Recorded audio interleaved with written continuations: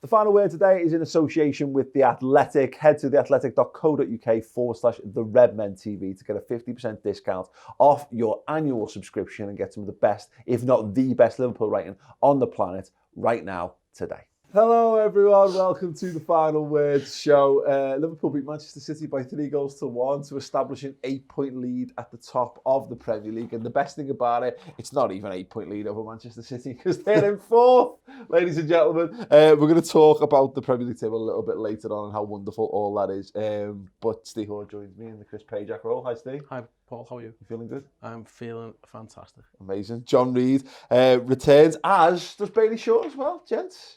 It's like we've a youthful, revitalised lineup. It's I'm not young, so that's well, more you're younger than Pajak, so that's true. Are you? I'm playing the James. the James Miller role today, so you can play more of like the established. You can be the Oxlade-Chamberlain. I'll take that. You're a utility man now. Yeah. Play everywhere on the pitch, and whenever you need it. Starts like Oxlade-Chamberlain without the money or Little Mix. Curtis Jones and Harvey Elliott over there, definitely. You're definitely Harvey Elliott. I'm not making a case, no. Absolutely no point. In fact, honestly, if Harvey Elliott shaved his head, you could have a case to have like a Dr. Evil mini-me style situation. Is he tall? I swear he's only like 5. He's really short, but he dresses like you. Exactly. Great. Yeah. And I have nowhere near his footballing capabilities or money. So. That's absolutely fine. Okay. Anyway, it was a splendid afternoon of football at Anfield. Steve Hall, how are you feeling in the build-up? Because everyone I spoke to was absolutely bullish in it. No, I'll be honest, I wasn't. I didn't think we'd lose. That was the main thing. I thought worst case out of here is that we'd come away with 6 points, a 6-point lead over them. Yeah. Obviously, with that 5-point lead at the top of the table. So I was all right with it, to be honest. The history is instructive. It always has been. It always will be. They come to Anfield and they don't win. And well, to be honest, no one does. Touch wood, but obviously 2017 since someone beats us in the league at Anfield. So you've got to trust this team that they're not going to lose the game. The flip side is you're playing against a fantastic footy team because City are brilliant, and if they turn up and do enough, play 10 out of 10, they could beat you 3-0 because they're that good. But I never ever felt like we were going to get beat. It was more, I'll be honest, it was the first 5 minutes of the game where I thought, oh Jesus Christ, this. I felt nervous then. Yeah. Once it kicked off, I was like, bloody hell, these are good. Yeah. Because they were all over us. Yeah. Remember these? Yeah, bloody hell, they haven't done this for a while, have they? But no, going the build up to the game, I was quietly confident that we wouldn't get beaten. I thought, I wouldn't have. If you'd have offered me a draw, I wouldn't have took it. I don't think we were going to lose. I don't think enough, John, was made of the fact that City could have won this game. Like everyone was, they cried it in without all the injury stuff, which I'll pick up in a moment. But all the narrative was about Liverpool being on top of Man City are really struggling and again they've not got this record. Liverpool are so good at home, blah blah blah. The only thing that made me, it didn't actually make me nervous. It added to the excitement.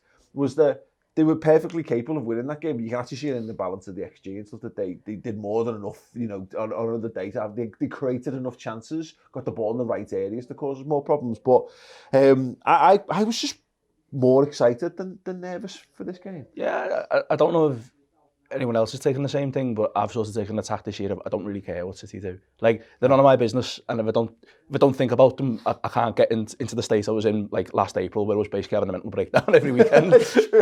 So for me, it was more a case of just like, it's a turning point in the season. We'd leave this, for me, I didn't think a draw would happen. I thought we'd leave this 9 points clear, or we leave this with a 3-point gap, and we know what we're about then, we know where we're going. But, we were talking about it just before we started upstairs, like, City still had if, as you're saying, what with the injuries, City still had like £100 million worth of players in the stands who didn't even pick for the bench. Like Mendy was there, Zinchenko was there, and then, surprise, David Silva's on the bench, Rodri starts. Yeah. It's hard for all the kind of cry arson that's happened since over everything around like the results, around the decisions and stuff. And all the stuff that went into it, it is kind of hard to feel bad for them when they've got that depth. I completely agree on that. And that's the thing, Billy, about this whole, poor old woe is Manchester City.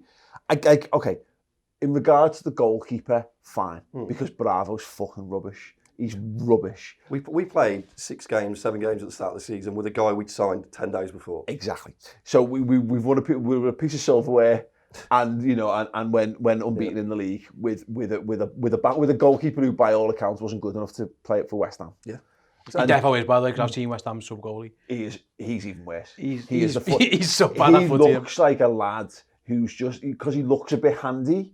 Like he plays in the local pub, and he turns up at a pub for the first time on a Saturday night, and he gives it Billy Big Bollocks about how he's fucking brilliant, and you chuck him in because he looks the part, and he's absolutely shocking, and you wouldn't tell him his face because he doesn't look like he'd kick your face in, like. But I get it on the Bravo thing. I mean, bear in mind, this is a lad who, you know, who's a Barcelona. 30 million quid they paid for him. Yeah. You mean, so that's the thing. They missed Laporte, no question about, no doubt about that. But I didn't go to the match. I watched it on the TV yesterday. I had commitments, but. He's suggesting I haven't got commitments. I'm suggesting that I didn't want to do those things. I had to do them. So I missed the match, but then I just got in for it. But like, if your team falls apart because you lose one centre back, that's kind of on you. You know, I mean, listen, Liverpool would be a worse team if Virgil van Dijk got injured, and they have lost Laporte, and that's bad. Yeah. But I don't think our defence would be as bad as theirs is now. If we had Matip and Gomez, or Matip and Lovren, or Gomez and Lovren. I think we'd be worse, no question, but we wouldn't be that bad. Exactly. Well, this is the thing. Bailey, Chris made this point because he was on 5 Live ahead of it, and the Man City fans were doing this like, we're missing Laporte, we're missing Matip, and they go, but he's not. We're talking about a first team centre half, so you're missing a first team. You might be missing your best centre half, so we caveat it with that. We're missing Zinchenko. We're missing Nathaniel Klein. If you want to talk about players who are down the pecking order and aren't available, they still put Angelino out there. They still got Cancelo's on the bench. Cancelo's on the bench. Mendy doesn't get in the squad. Doesn't get in the squad. Again, the centre back thing. They had Otamendi on the bench. Otamendi was their second choice centre half, as far as I'm concerned. Yeah, for sure. And they've chosen to put a DM at centre half instead of. And it's the worst thing is if you're going to construct a team and spend loads of money, that's fine. But then one thing you can't do is be the biggest hypocrite in football, construct the most expensive team ever assembled, and then complain that you get a few injuries. Yeah. It doesn't make any sense. Like you look at their bench, they had cover at fullback, cover at centre back. What do they have? Mahrez, Jesus obviously comes on. Phil Foden was on the bench. Like their bench, even like I was putting them side by side, and I was like, you can still make a case that they've got a better bench than us. And it's like. There's one thing you can't do is complain when you've spent a load of money. You haven't got cover. They're a massive. I've noticed about City fans recently, and City, the club, they're just massive cry asses. They just love a whinge for no reason. Like, do you think the world's out to get them or whatever? City are brilliant. They are absolutely brilliant. They've got the best manager I think who's ever been. They've got one of the best teams that's ever been. But for some reason, they just love a cry ass. You know what it is? Me and Chris were talking about this, John. I think because inevitably we all live in our own football bubbles. And it's the same reason why there's Liverpool fans who think Jordan Henderson, Adam Lallana are shit when the boss. And it's because I think Man City have got this notion of you've only got your understanding of football, and if you've grown up understanding football a certain way, then you've got your best. You rank your best players to your worst players. They look at it and they're being, and a little bit of it is them being told this by the manager and drinking the Kool-Aid or whatever as well. But they're bought into this notion that somehow. They're threadbare because by the standards that they've set for themselves, they probably look a bit threadbare, but they lack the understanding to take a step back and look across the league and go, it's like complaining that the CD player in your Ferrari doesn't work. But that's the thing that fucking gets me about it. The biggest testament is they had the audacity to complain against Norwich. They had 3 guys out against Norwich when Norwich had 9 men unchanged in that game. And it's like, sometimes you have to just put your head down and say, is it really working for you this season? Because with Anfield, they just haven't figured it out yet. You know, you said it at the start of the show, they just don't know how to win at Anfield.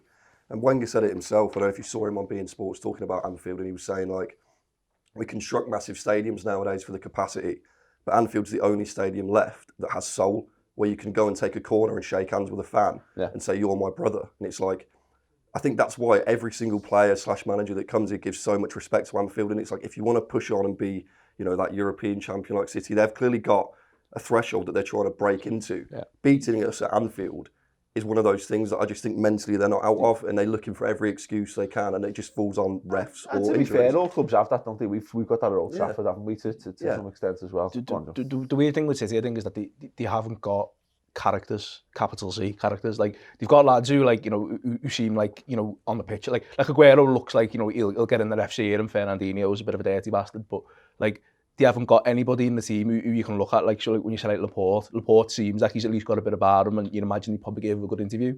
Sterling as well, but then like there's nothing for them to pin anything on. So like so many of their players for me are just identical footballers, and they're all brilliant. Don't get me wrong, they all play brilliant football. But you look at them and just think like, I've got no idea like who you are or what you do. And it's still the lads who you look to in that team, I think, are still the lads who've been there since 2011. They're aspirational characters, small c, in so much as they're really talented footballers. So there's nothing. It's like why more people like Batman than Superman, because you can't aspire to be Superman. But you can aspire to be Batman, which sounds weird because there's something about Liverpool that feels self-made. It feels like if you work hard enough, if you get fit enough and you worked hard enough, you could somehow be these. And you can't because like Andy Robbo probably be the example everyone hold up. He's miles better than anyone could ever dream. He's the best left back in the world. Yeah. But you get the sense from him, Bailey, that like he's loving it. There's something that's just that's more. I don't know, real about him. But it's just that team thing where you look at the two contrasts between City and Liverpool. You see Liverpool FC TV, they put out videos of, you know, Robbo and Milner like rating biscuits and stuff like that, or doing a hip-hop quiz. Because it builds character, it gets you to know the man behind the player. I mean, look, that's not to say that, look, that's PR, not personality, isn't it? It is, but that's what bridges the gap between you as a fan watching the players and trying to identify with these players, you know, seeing Trent and his mural and stuff like that. But whereas with City, obviously, you see them with their Amazon documentary, and it's like, this is how we try to be the best football team, and it's like it is like that the Drago Rocky thing. The Pep Guardiola, great. You know, they're there with all the computer science and all this kind of stuff, and they're big flashy lights because it's the 80s. Yeah, and we're out in like the middle of nowhere inside chasing chickens, chasing chickens up frozen mountains. No one's finding tweets from Aguero 12 years ago saying that it'd be great to have a job like a referee. That's the difference. The thing is, like, going back to the original point though, like that's what strikes me about Guardiola. I think Guardiola's a phenomenal manager. I really like him. And if he got the Liverpool job, I'd be bought into Guardiola all day long. I would be. And I actually think he would have fitted our psyche and mentality as it was 4 years ago perfectly. Like this notion that, because we're all, and outsiders will know this, the entitlement of being a Liverpool fan. We have been entitled, we still are. We have that sense of we're the best and we feel like we should be the best. And we get a bit upset when for some reason we're not, but we've had that for years. His reaction to stuff, it is that thing of like, he's just playing with the parameters that are in front of him. So he that's fair play to some extent, but you're right, the feeling I get from him when people don't like it or try to knock it or it doesn't go his way, and you get the sense of a bit like him, and I think he fits their mentality perfectly of like thin-skinned. This is meant to go for us. Do you not realise who I am? Do you not know who we are? For a very successful team and a very big manager and a big personality, they are very thick-skinned. Like, it's not, you can ask him a question at a press conference and you visibly see him pissed off. You mention anything about City on, God forbid, on social media, and all of a sudden it's World War III, or someone dares criticise them and it's like, oh well, we're without him or without them. They need to learn how to be a big team before they get that respect. I think because the amount of Man City fans to this day who believe that the Copperberg bus incident was Liverpool fans turning up solely to attack their coach and not having the scope of sight to see that we turned up to greet Liverpool's coach and Man City's happened to go past at the same time. If the City coach hadn't gone past, no one would have tracked it down.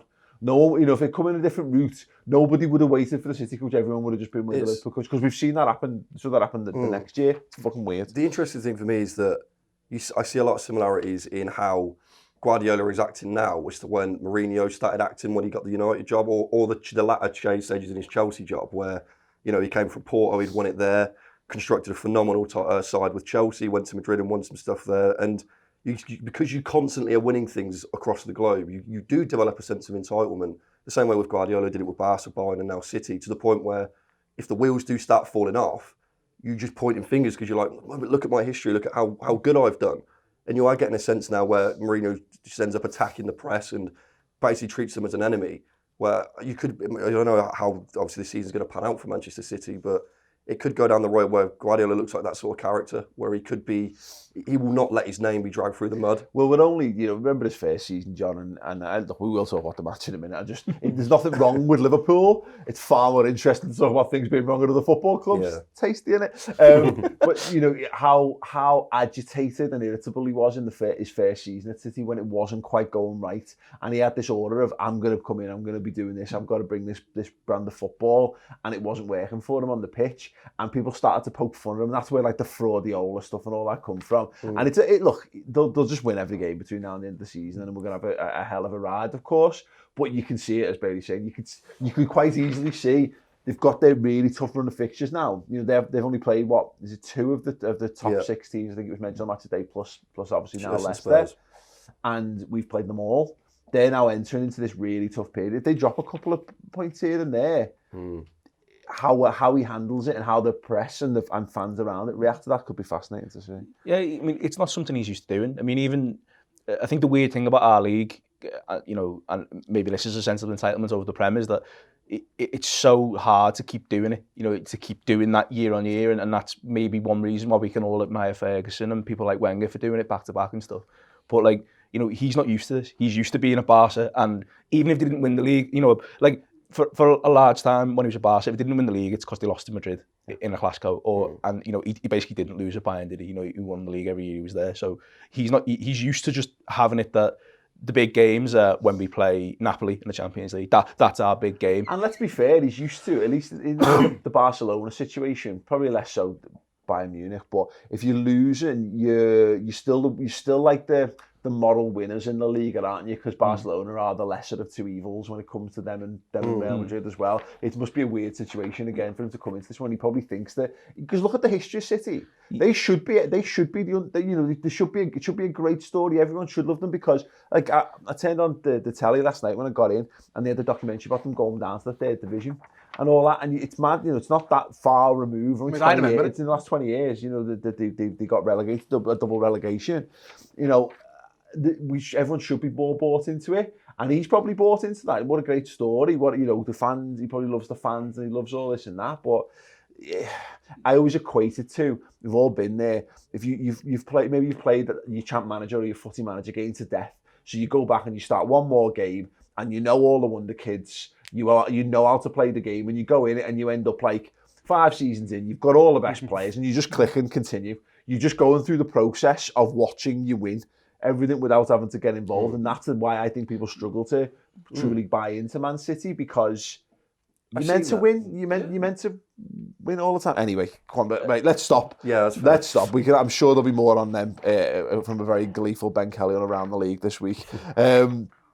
Let's talk about the match. Let's talk about the match. Gino and Hendo. Gino and Hendo. That's what they should be called from now on. Gino or Hendy. They got the nod over Oxlade-Chamberlain today, who was more than capable of starting this game as well. There was a little bit, I guess that was one of the things, when the team came out, you go, okay, I think 1 or 2 might have been this.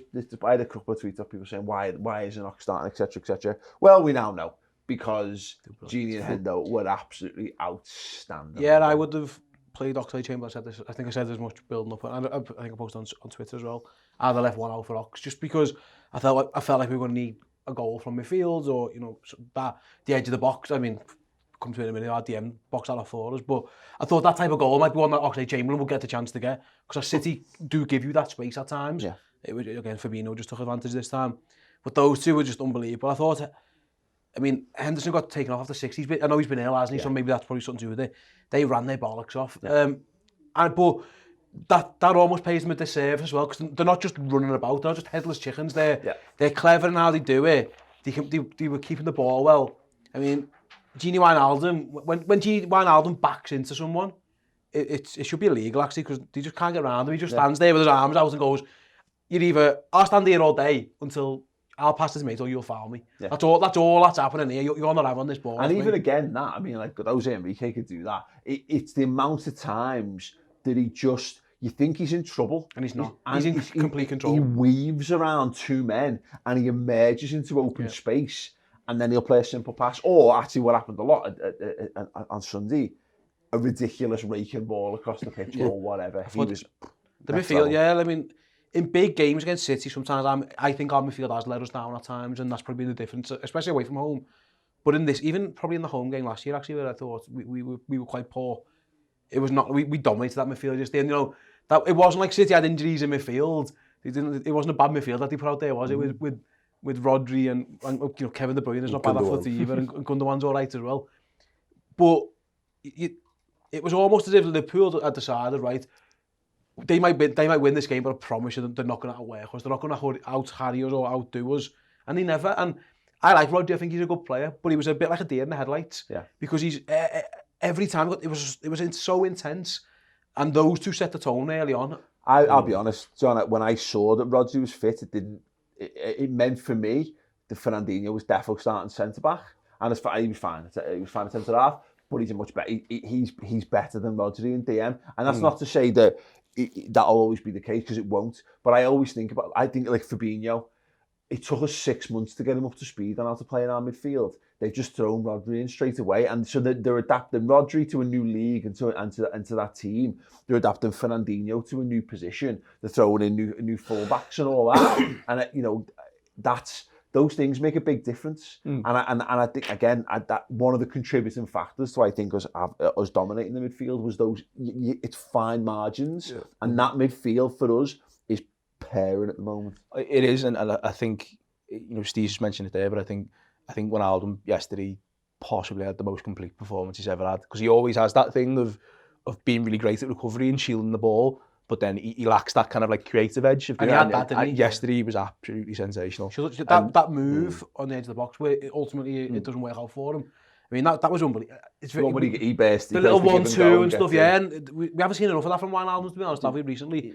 And he probably should have scored, to be honest. But like I say, it wasn't only the usual Genie Wijnaldum, high energy, do all your work. Well, of course. It was lots of quality as well. Yeah. There's a really good Rory Smith piece in the Times this morning about like, all the stuff around, obviously all this, like the fan culture and stuff, but like around basically like how relentlessly well coached our team is.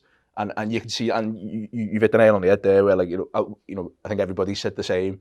I tweeted about 10 minutes in, like City were a fucking mess at the back yesterday. Yeah. And we were the complete opposite. Everyone knew where they needed to be. And, and even with the tweaks and stuff, like Henderson playing right side and almost playing right wing, and then later on in the game when he brings Gomez on and moves Trent further forward and stuff, everyone knew what the job was and what they had to do. And like, even just watching like the front three later on as well, like their line in the press and stuff, we went in yesterday knowing exactly where everyone needed to play and where to press and what to do. Yeah. And the midfield carried the bulk of that work. The interesting thing for me is I'd love to have known, if you could go back and change the game, how they would have played if they'd put, Rich Otamendi, I know he's not very good, but he is a natural centre-half, and put Fernandinho in Rodri's position, because the game was won and lost for me the last time we played at Anfield, because Fabinho was phenomenal in that DM position, and it just happened that the tides had turned.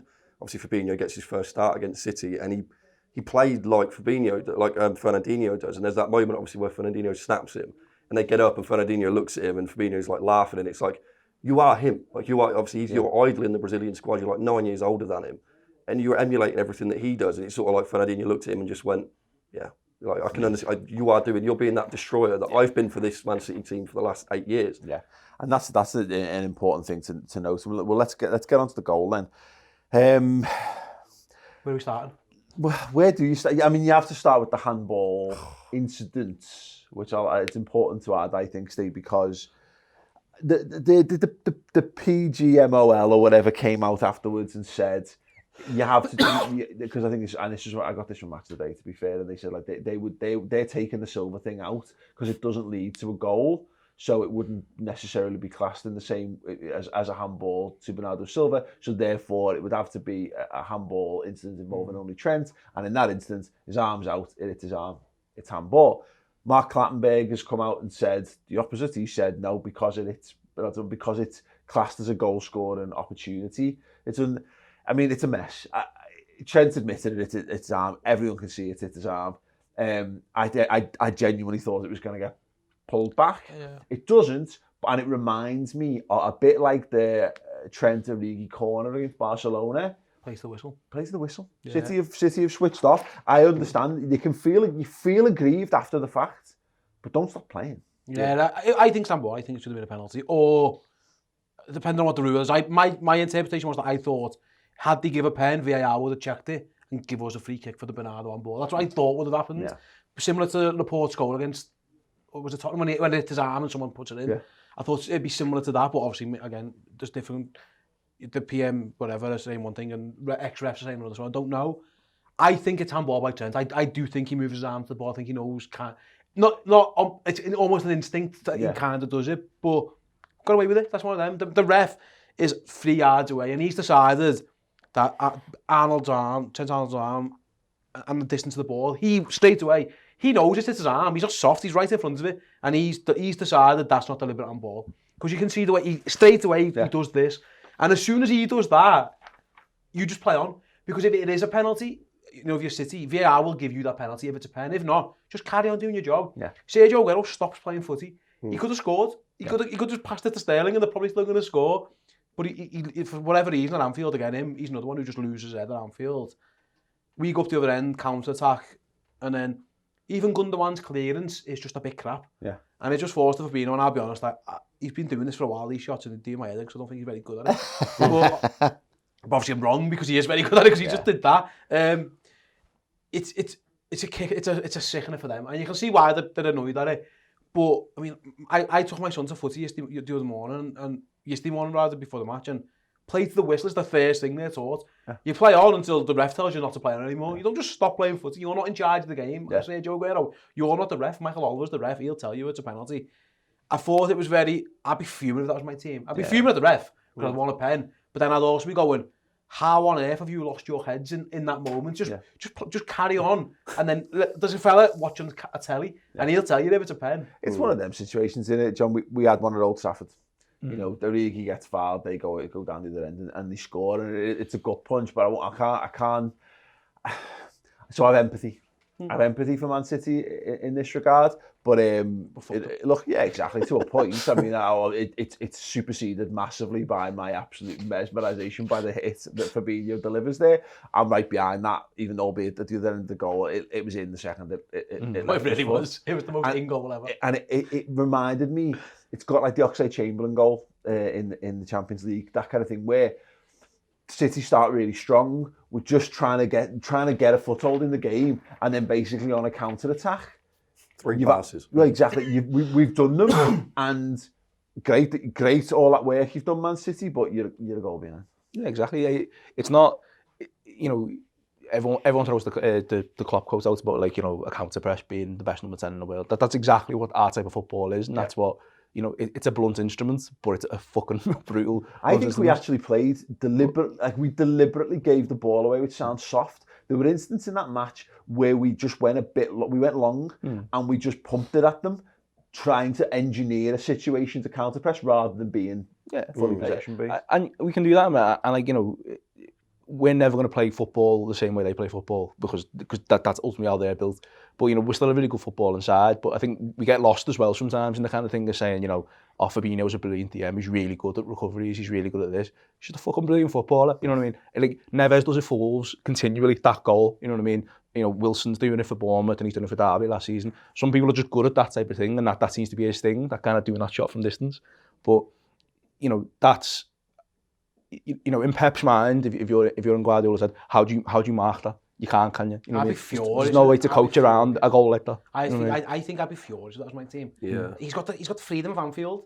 There's no one within 10 yards of him. Yeah. On the edge of the box. But he passes it out, and I don't know which man it is, but he sort of steps out of the way to show Fabinho the inside of the post. And it's There's a channel, isn't there, directly in front. It was just like, if you can hit this straight, it's the path to goal is right there in front. It's really bizarre. I thought, again, the Gundogan clearance isn't brilliant. It's kind of along the floor right there. But again, it was the reason I said I'd play Chamberlain, because we've seen Liverpool players constantly at Anfield get in that space against them. Yeah. Whether it's on counter-attacks or whether it's just through build-up play, there's a massive gaping hole there. And I'd be like, well, where's my team? Where's everyone? Where's Rodri, Like, the man who's supposed to be just there? How is this fella just got that much? He could have took a touch. He could have done anything he wanted. He done the best thing. Yeah. Don't get me wrong. His choice was a very good choice. What he did. He was just absolutely tremendous. I mean, all game. You know, you talk about like passing of the torch and stuff, and if he isn't the best DM in the league now, I don't know who he is. You know, Kante maybe, but he doesn't really play there anymore. Yeah. He was unbelievable. I've always thought Fernandinho was that, and he has been for a few years. My critique, rather than criticism of Fabinho, has been that, look, he's such a big fella. It's hard to move yourself about. You know what I mean? Like, you know, he's just not as nippy or nimble or whatever as, like, you know, you Kante's and all that kind of stuff. Yeah. Or even Henderson playing in that position to some extent. He went up a level for me in that game, and because I've seen plenty of games this season. I always reference the Sheffield United game away where we didn't really need him in that match. You needed somebody who was gonna just do what Gini did, take a touch, go past the man, just change the game by being a bit braver in possession. And there was 2 or 3 times at least in that match where it came to him, and he's kind of got us back to their goal. And the obvious thing is to play it back to a centre half, and instead he just shifted it and turned 180 degrees, or he'd shift and he knock it past the man and move forward into space. It was genuinely exceptional. I want to talk. He was sensational. Yeah, I want to move it on to the second goal, Bailey, and it's a thing of absolute beauty. Trent Alexander-Arnold on the right hand side with a left-footed pass across field to Andy Robertson. Yeah, and look, it's borderline on offside, but I'm not asked. And you know, the ball to Mohamed Salah, the header. It was everything about it. It was like watching something that had been pre-programmed. Like, you know, you press a button on a computer game, and it's the animation that follows. What, you know, the perfect of what happens when you press those things. Andy Robertson's ball. It was perfect Liverpool goal. It was very FIFA-esque in the sense it's just a lob through ball and like a first time cross, the perfect whip on it. But it's just a different style of all the goals we scored. Like, you're right in the terms of the way we set up with the counter press. And it was like, I really didn't expect that to come from Liverpool, and just the confidence that it oozed to just. I understand why people say, and all the commentators are pushing for, you know, Trent Alexander-Arnold to go into the midfield, because his vision is second to none in that team. Yeah, and especially with his weaker foot, and it's like to have that asset in your team anywhere on the pitch is huge. But the goal is so well taken, you know. It was a proper game of fullbacks, and I think me and you, John, were talking about it. How do you solve that problem where you've constantly got Trent and Robertson on either byline, the switch is constantly on? Is there an efficient way to stop that ever happening? I think Arsenal defended our fullbacks better than Man City did, if I'm being perfect. We scored that goal at the Etihad, a really good goal when we got beat, didn't we? It was the switch was on all the time. It was on all the time, and I agree. I'm not sure how you stop it. Like, you've got to go press, I presume, before he can get the pass off. Other than that goal, I mean, as critical as you can be for the City defending at times, no team in the world is stopping that. You need to find a way to strand our fullbacks somewhere around the middle of the park. Yeah. And again, that's what the teams that have nullified it. Sheffield United did it away. Arsenal did it a bit at Anfield. You know, it takes a set piece to break them down in that one, where you just basically say, go on, Trent, you can have it just inside our half with loads of space, but you can't go anywhere else with it. So you're limited to playing really deep crosses and hoping that we win aerial duels or whatever. And I don't think City quite got it right. The switch was on all game, wasn't it? And it worked to it. I thought, I mean, again, you could give City 100 different sides to stop that goal, and they never could. Yeah, but the only way to stop that goal is if Stones' knees and playing Salah on. Like that's all whoever's foot it was. And it's impossible. It comes with our own sort of risk, in the sense that there was times where Angelino was constantly in on that left, and there was that time where obviously it gets played into Kevin De Bruyne and he slides it right across the goal, and Aguero just misses it. So it's not like they weren't utilising the space we gave them. It's just for some reason it didn't fall for them, and it absolutely fell for us. Yeah, absolutely. Trent Alexander-Arnold. The header, by the way, before you finish, the header's amazing by Salah. Yeah. It makes it look so easy. Yeah. It's like a curled header. The way Liverpool play, I've seen them do this in pre-season training. I always think about it, and it's a difference between when you really go to football and when you can just play football. Is that the pass tells you what to do with it. You don't decide yourself what you're doing with it. You're so well trained. The type of pass and how it comes at you tells you where you move it. And the way it comes at him, that is. There's nothing else you can do. He can either do, he can try other things, but they're wrong. Yeah. They're all the wrong things. The two crosses for the second and third, they're the goal, aren't they? Yeah. The two crosses are the goal because it's a goal. They've put the dinner on the plate and just said, just eat that. Just finish that. Yeah. Salah's an odd one in that. The more I watch him, the more he starts to remind me of Harry Kane, except he's playing as a winger. Right. In that, he might not do nothing all game, but then give him that sniff. Yeah. And he's going to score that. I don't think he was all right, Salah. He was pretty good. You could tell he was hobbled a bit, but he's so clinical. I mean, like that one chance, it's a goal. It's a goal all day. You just knew as soon as you saw it was him. If he's onside, he's going to score. Yeah. There was just no doubt that was a goal. Yeah. It was. I mean, listen again. They're moaning about VAR. I mean, there's a literal line on the floor that tells you he was onside. Have you seen it? That is one you can't argue with that one. You can argue with the pens and argue. They are arguing. People have tried. Have you seen people that have redrawn the lines? Exactly. So it's like, like it was for the Firmino. It's like it starts here and it's like every time. Amazing. Yeah. He's onside, lads. Yeah. Trent Alexander-Arnold, John. He had a couple of interesting runs on the ball. Stephen reminded me of young Steven Gerrard. I tweeted this the other day. At some point, he's going to do one where he bursts in from the right-hand side and he slams it in the top bin. And I think we'll see a little spate of goals from Trent. Once he starts adding, if he adds like 5 goals a season to his game, I just don't think there's any doubt that he's the best right-back in the world. No, there can't be. And, And there might not be already, by the way. But that makes it beyond doubt, I think. And he's getting the attention for all the right things. I mean, you're seeing it in the press a lot more in the last 6-9 weeks, whatever it is. The attention, not just on what he brings defensively, but all he adds in terms of going forward and the passing and stuff. But it's not so much that, for me, it's not so much a thing of his ability, it's more a thing of his confidence. Like, he's clearly got the confidence to do it. He got into those positions yesterday.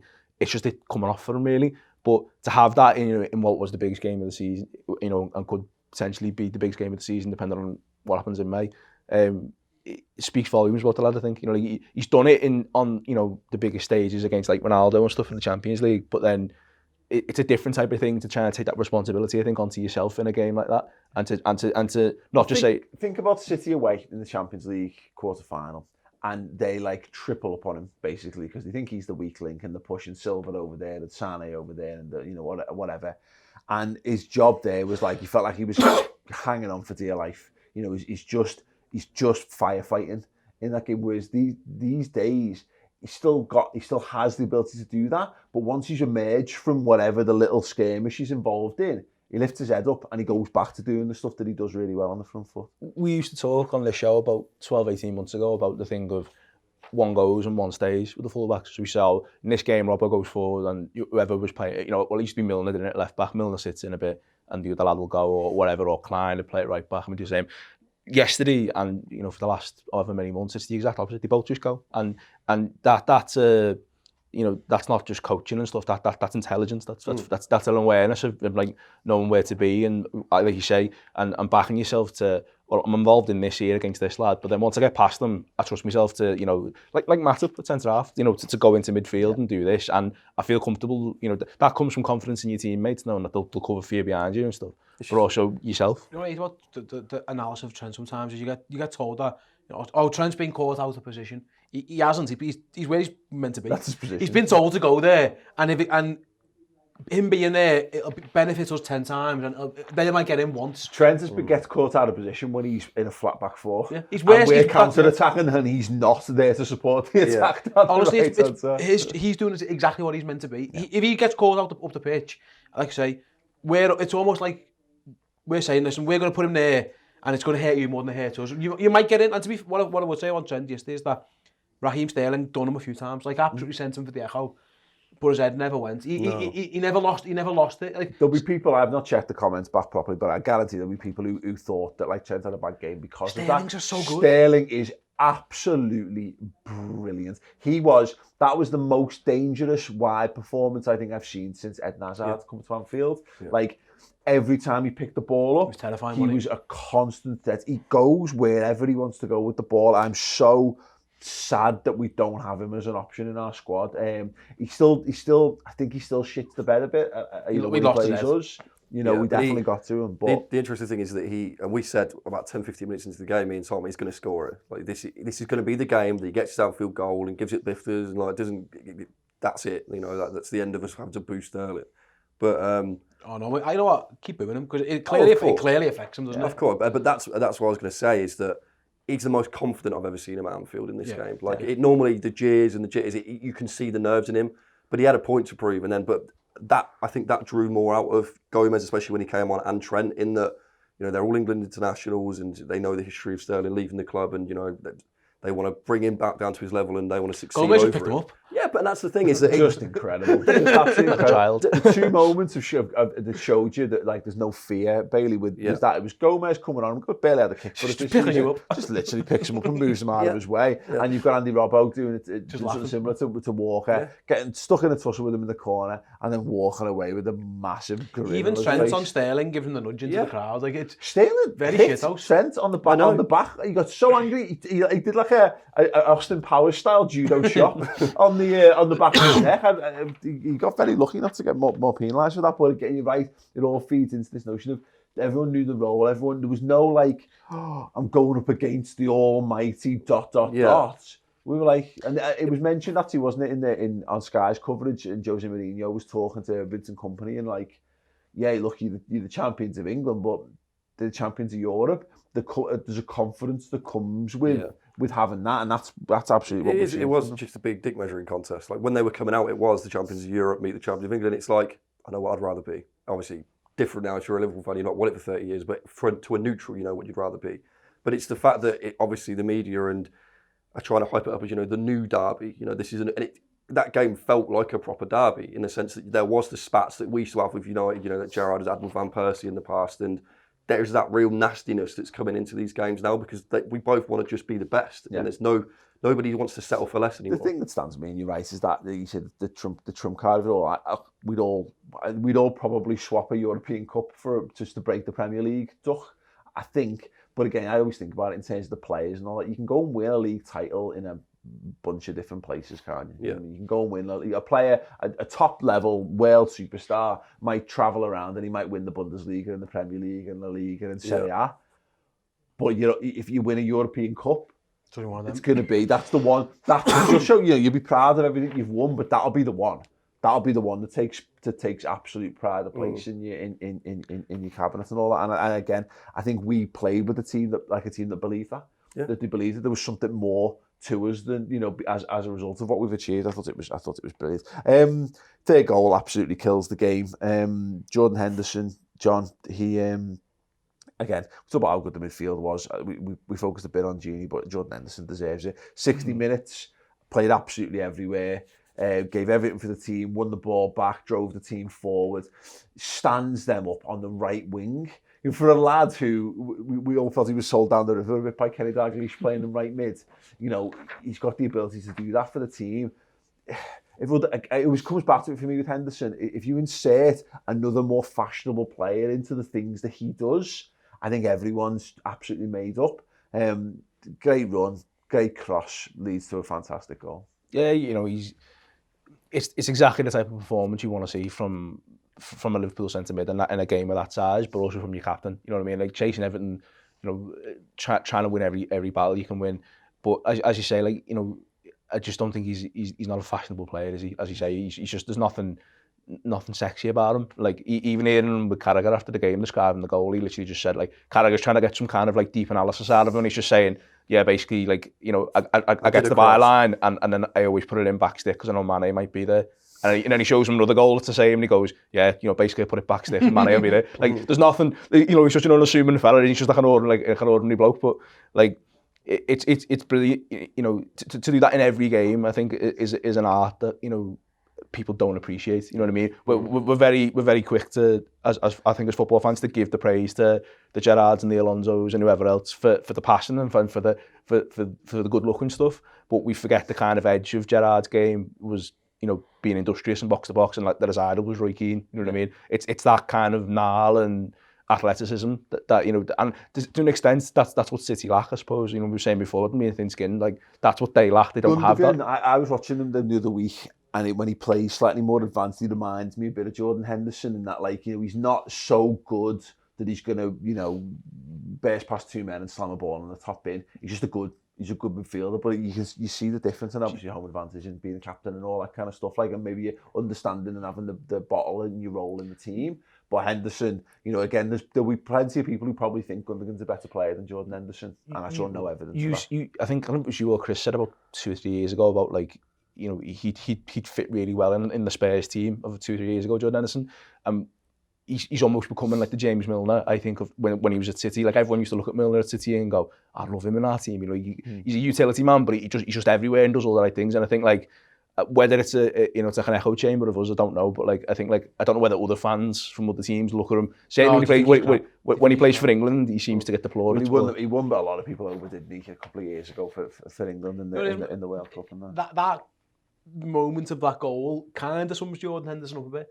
And that he works hard, he puts his foot in, it looks a little bit ungainly, like, it doesn't look so smooth, like he's gliding past players, it is a little bit scruffy, but then there's you imagine if it would be like, it's like when you put your foot down in an old car, a bit like, it's not like putting, like, this, like, supercar that goes, it isn't Kevin De Bruyne just skipping by someone and making it look, it's a bit ungainly, but then at the end of it there's a piece of sheer quality that is literally, you can't stop. I mean, the goalie might be able to save the header, probably. I don't know, it's hard because he's diving past it. And he's rubbish. And he's got hologram hands, so that doesn't help him. but like, it kind of summed Henderson up, I thought, in that. His will to win. Like, that's something that, again, and it's a bit cliche because people like, you know, tactics and stats and all this. And I argue with Chris about this sometimes because he goes off on him. And I was like, sometimes it's just like putting your foot in. That 50-50, someone's winning that. And it's Jordan Henderson's winning it because he wants to win it more, or he's stronger, or whatever.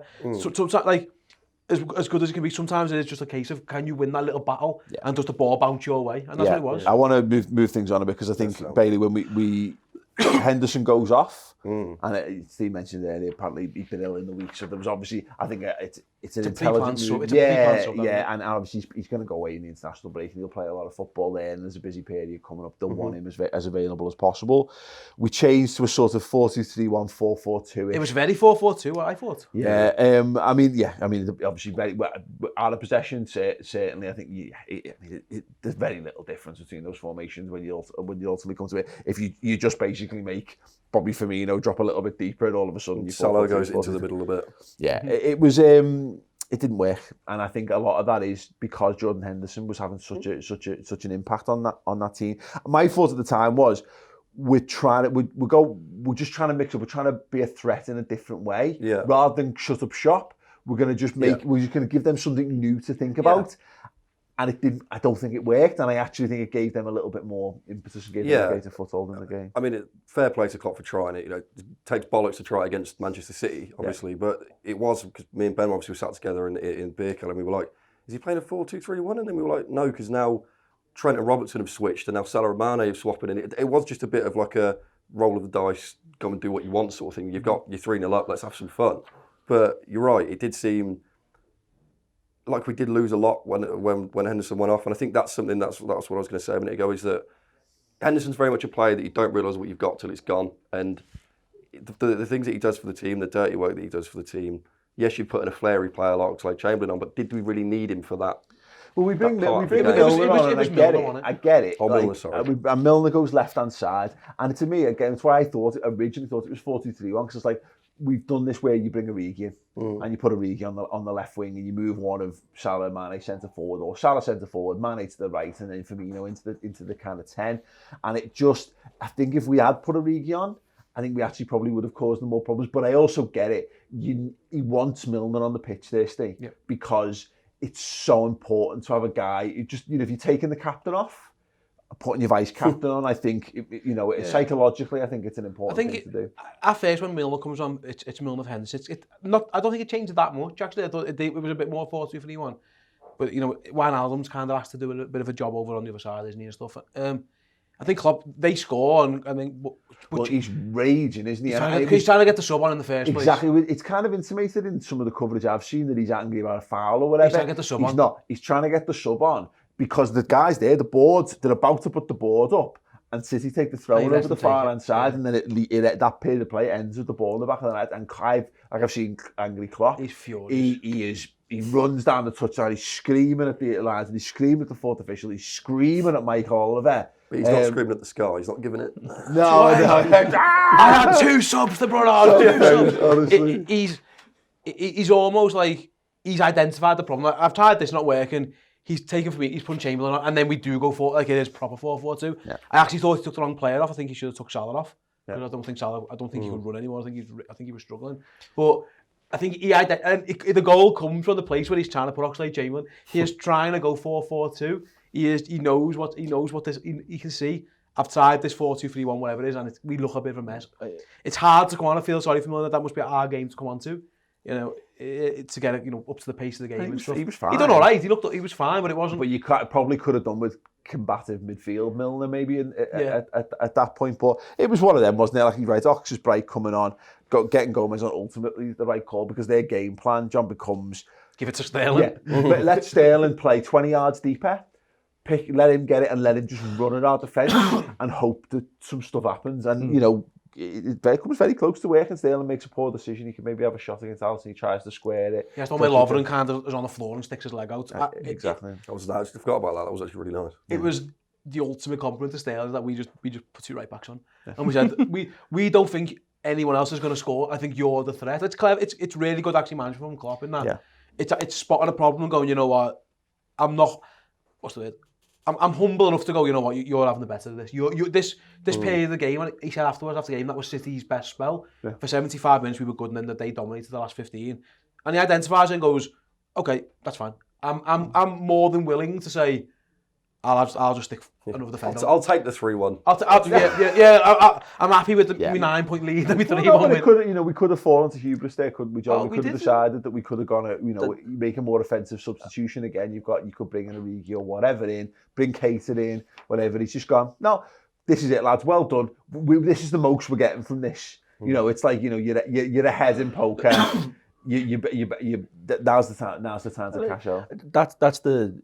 You know, it comes back to the managers again, doesn't it? But that's the difference, I think, between Klopp and Guardiola over the last 3 years in terms of this league. I think is that I think Klopp's learned more and more the more every season he's been here, like how to manage. You know, and it's something people used to give loads of plaudits to Mourinho for, like how to compartmentalise each part of the season and what I need from each game and stuff. Like because I thought the same. I thought, well, what if he takes you know, Salah off and puts Mane right side, because we seem to be getting a lot of, because I thought Angelino had a good game for them, but I thought he left a lot of space in behind and their back line was terrible. So I thought, well, if we put him right side and Origi left, we'll probably get a bit of joy. And maybe 18 months ago, 2 years ago, we would have done that. But as you say, he you know, I mean, you know, it's easy to settle, isn't it, when you're 3-1 up against, you know, your biggest rivals, but like, Sterling had a great game, and I actually think the opposite. I think he probably came into it more because we took Salah off and we sort of kind of decided to drop into a 4-4-2 rather than the other way around. Mm-hmm. But you know, it's, as you say, it's not the worst thing in the world if you bring in 2 right backs on to defend a 3-1 lead with 15 minutes to go. I think you were right when you said, like, they decided to try and get Sterling was no longer playing on the shoulder. He'd come very, very deep. So our solution to that was we'll just move our right back forward and then put another right back on. It's actually quite simple if you think about it, but it's to identify it, and we spotted it relatively quickly. He got in once, didn't he? Yeah. And then all of a sudden the subs, it's made. And to be fair to Gomez, when he was solid, wasn't he? Like, Sterling didn't get a lot out of him after that point on. So it was the first time they came up against each other, and where Sterling had given Trent a physical battle. There was no physical battle to be had. He'd come against Gomez and he bounces off Gomez and he's like, sorry, what was this? And Sterling gave him a bit of a lip as well. And he's laughed at his face. It was great. It was interesting to me. Just quickly, it was interesting to me that they had Mahrez on the bench, never introduced him, because obviously the way they did a like-for-like swap with Jesus and Aguero. That was bizarre, by the way. Yeah. Why they didn't just, you know, chuck 2 more forwards on and really put us to the stone for Aguero was really good up until the point where he had to kick at the goal. Because Trent Alexander-Arnold handballed. No, he wasn't he? That's why. Aguero was really good up until, but he couldn't shoot. Yeah. And sometimes it's the opposite with him. He does nothing, and then all he does is shoot really good goals. And it's weird because the exact same team and the exact just play it play in a stadium 40 minutes down the road, and he scores every single time. Like every time we go to that place, he scores. Yeah. You might as well start the game 1-0 Aguero. You might just do it every single game. And for some reason at Anfield, he just, whether his head goes or I don't understand what it is. Like shots that he would just score. That one that he cuts across the goal. He has two clear-cut chances. He scores that every time. Like, and the De Bruyne free kick that you literally, he doesn't even really give a go for it. It's bizarre. Like, I think he's one of the best strikers I've ever seen. He's unreal. But there's something about Anfield that just, we talk about Sterling, Anfield affects him. It obviously affects Sergio Aguero more because he turns one of the best strikers in the world to a lad who looks like he couldn't hit a cow's arse with a banjo. Yeah, it's so bizarre. Maybe he's a top red like Kevin De Bruyne. Yeah, Loves the Reds. Right, look, 9 points ahead of City after 11 games, 8 points clear at the top of the league. Everyone's been very, very careful. I think Peter Crouch was very careful not to be drawn on stuff on Match of the Day. I've been asked a couple of times, trying my best to be careful. Jose Mourinho, just having none of it. He's like, if it was me and it was 9 points, I'd say it's done. It's not done, Steve. It's not. But I think the point is all. It's not, but it is. Yeah. Look, if Liverpool continue in this vein of form, it's based logic. If we carry on like this, then it will be done. It's a great point. Our Chris and I's friend James Ward, we got a game with. He kind of made this point, and he's like, "Why is everyone being shithouses over this stuff?" Because rather than being, well, it's 6 points or 9 points. What happens if we lose? What are we talking about? We extrapolate this out. We're gonna basically win the league by like fucking. We're gonna be 27 points clear or whatever. Yeah. By the time we get to the end of the season, if we continue to play. The last team in that, I done a piece of work actually for my work. The last 20 teams. LiverpoolFC.com. Yeah, great. Read Liverpool, go over and have a look if you want. The last 20 years of teams who were top after 12 games. City had 8 point lead 2 years ago. That's the biggest it's been. We're joint with it. They got 100 points to win the league by like 19 points. That's the company we're in now. If you were looking at it in any other way, if it was City top by 8 and we were 4th, it'd be game over. City have won the league. Yeah. It just would be. We're all very worried about jinx. Yeah. Liverpool are brilliant at breaking all these stupid, horrible records like being top at Christmas or not. Yeah. We've done it also. You know what the difference is? It's superstition rather than logic. Yeah. Logic says Liverpool are going to win the league. That's what all the stats tell you that. We're just really, really terrified of it being... Because it's been so long. The difference for me, and it's right, and the caveat is this, is that there's no accounting for mad injury crises. No. There's no accounting for you lose the spine of your team in a freak accident. You know what I mean? They're all on a giant toboggan at Christmas and it crashes into a tree or something. You know what I mean? Like I'd be furious, by the way. If they were in the same one, it would be like the president and the vice president can't both be on Air Force One. Yeah. Virgil van Dijk, Alisson and Virgil van Dijk, you are not allowed in the same toboggan. Mo, you're in.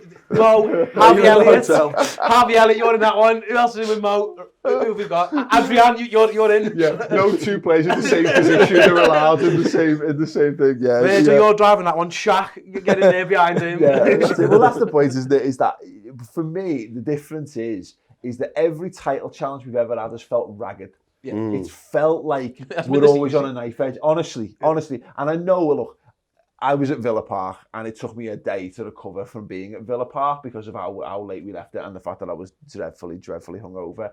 But we've had those moments. Sheffield United, that was luck. Yeah. I don't think we've been as lucky as people think we have. I think we've used the time available to us better than teams have previously. But that's the point. You're right. I've never felt. The best Liverpool have played in a spell of football this season was the first half against Salzburg. Yeah. And it stands out because we were fucking exceptional. That's the best football we've played all season. I don't think we've come close to that level for the vast majority of the games. I think we've had spells where we've been good, but I don't really think we've been consistently at our best yet. And that is the encouraging thing. I don't feel like we're flat out. I don't feel like it's foot to the floor, needle in the red. Like it's gonna, it's go for the line and it all bursts and falls apart. It's just, it's when you break obviously the season down into thirds, and it's exactly what happened last season in that we had a tremendous middle third in the sense that we were so far ahead by Christmas, and then obviously City had the best sort of end third / end of the second third sort of thing, and it's going to be massive in terms of City have got to play United, they've got to play Chelsea in the next 4 weeks. We've got to play 9 games in that sort of time. It's going to be that's for me where it's won or lost. I think that's the key, is it, Paul, is that it's because we know how good they are. Like no one, that's the, we've literally just seen them just win 18 games on the run. Yeah. And they can do it again. Yeah. And that's the difference I think between years past. The thing for me is that you got Crystal Palace after the international break away from home, and we've struggled there. Even though we've been taking the wins, we've struggled there a lot in recent years. If you just go put a little full stop on that first third of the season with that game, the international break doesn't help. To go 9 points ahead of City and then to drop points at your first available opportunity afterwards, I think puts you on rocky ground. Don't bank on them beating Chelsea though. No, but you're always right, to be fair. But I think for us, again, not worrying about what Man City are doing, I think you just got to come out, I think, and just, there's loads and loads of games coming up. You've got to win them all, really. Can I ask a question to the guys? Like, if City are fourth and we think are Leicester and Chelsea title challenges in anyone's heads? Or I can't allow myself to. I still think City are a higher quality. I said to my pissing United mates, I said it would be poetic justice for Brendan Rodgers to beat us to the league with Leicester. And it's disgusting to think about because they are the absolute dark horse in the sense that they'll be 30 games in, still be second, and people will still think they won't. You won't know what their teams are capable of, Chelsea or Leicester, until they come out of December. Yeah. Chelsea have got the European football. They've got all the fixture overload. They might come out on top in that. It's if Brendan Rodgers guides them through that Christmas period, and they're still there and thereabouts. Look, if they're in touching distance with us, with no European games, come the Boxing Day game, even if we beat them, they're thereabouts. I think they'll be eschewing. They're probably still eschewing for top four, to be fair. Yeah. But I just think both of those sides will fall short somewhere, and it will probably just be that when it's physically most demanding. But Chelsea haven't been great in like big games. I'm scared more of Leicester than Chelsea. Even Chelsea aren't great at home, which is quite odd. I think you might be able to fancy yourself going there. Okay, well listen, we could do this all day long. We've got a whole international break to merrily chat about all this stuff, and that we will. But listen, thank you very much for watching. Thank you very much to theathletic.co.uk for sponsoring this podcast today. Go to theathletic.co.uk/the Redmen TV to get 50% off your annual subscription. The best Liverpool rating in the world, including the likes of James Pearce. No ads, no pop-ups, all that good stuff. Make sure you like and subscribe to the Redmen TV YouTube channel as well, and we'll see you very, very soon.